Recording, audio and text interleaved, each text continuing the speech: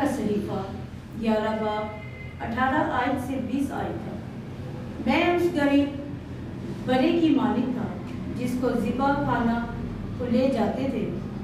اے خداوند، جس وقت تو نے ان کے کام مجھے دکھائے تو تو نے مجھ پر یہ ظاہر کیا تاکہ میں جانوں، اور میں اس غریب بڑے کی مانند تھا جسے ذبح کرنے کو لے جاتے ہیں، اور میں نے نہ جانا کہ انہوں نے میرے خلاف مشاورتیں کی کہ آؤ ہم درخت کو بما اس کے ثمر کے نیز کریں اور ہم اس کو عرض زندگان سے کاٹ ڈالیں، پھر اس کے نام کا ذکر نہ کیا جائے۔ پر اے رب الافواج، اے عادل منصف، تو جو گردوں اور دلوں کا پرکھنے والا ہے، ان سے انتقام لے کر مجھے دکھا، کیونکہ میں اپنا دعویٰ تیرے سپرد کرتا ہوں۔ پاک کلام پہ پڑھے اور سنے جانے پر خدا کی برکت ہو۔ آج کا جماعتی زبور۔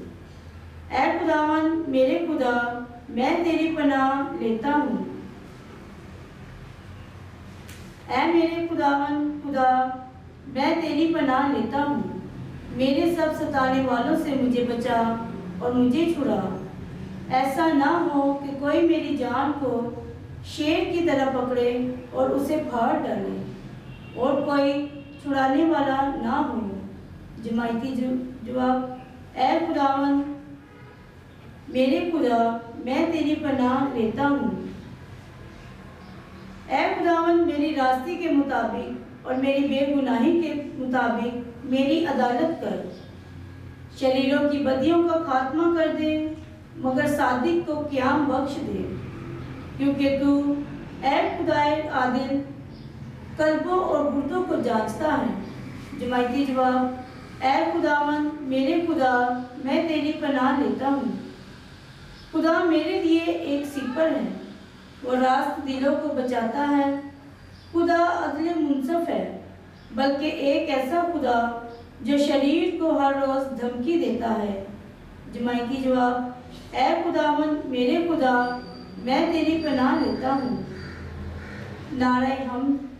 خداوند فرماتا ہے کہ مجھے شریر کی موت سے کچھ خوشی نہیں، بلکہ اس سے کہ شریر اپنی روش سے توبہ کرے اور زندہ دل رہے۔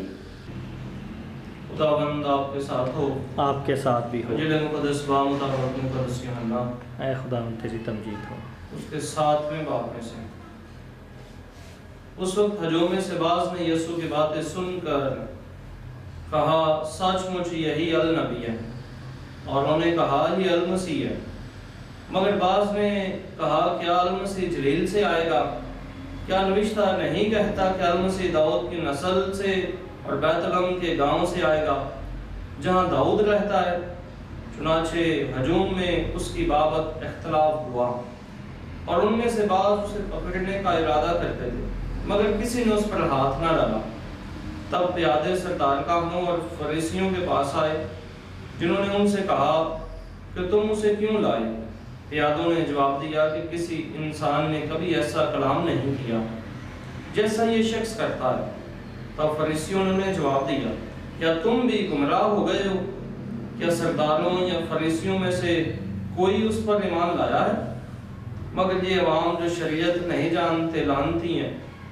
لیکن نیقودیمس نے جو پہلے اس کے پاس آیا تھا اور انہی میں سے تھا، ان سے کہا کہ کیا ہماری شریعت کسی کو مجرم ٹھہراتی ہے، پیشتر اس کے کہ اس کی سن لے اور جان لے کہ وہ کیا کرتا ہے؟